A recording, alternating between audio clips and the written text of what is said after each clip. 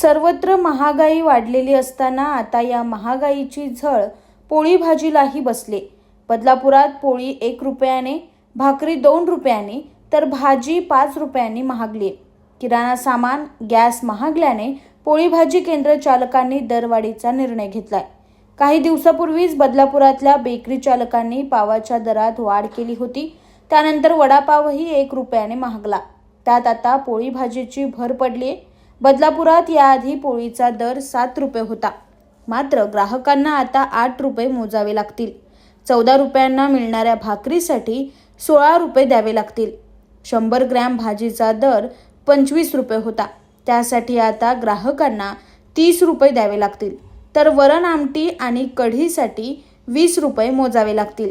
गेल्या काही दिवसापासून डाळ, साखर, तेल, तूप, गॅस यांचे दर वाढले आहेत। भाजीपाल्याचेही दर गगनाला भिडले आहेत। अनेक भाज्यांनी 100 गाठली।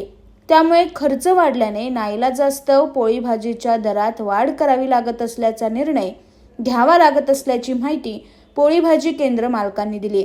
बदलापूर हे नोकरदारांचं शहर म्हणून ओळखलं जातं। अनेक चाकरमानी सकाळी कामावर जाताना डब्याला पोळी भाजी केंद्रातून पोळी भाजी घेऊन जात असतात। वाढत्या महागाईमुळे त्यांच्या खिशाला चाट बसणार आहे।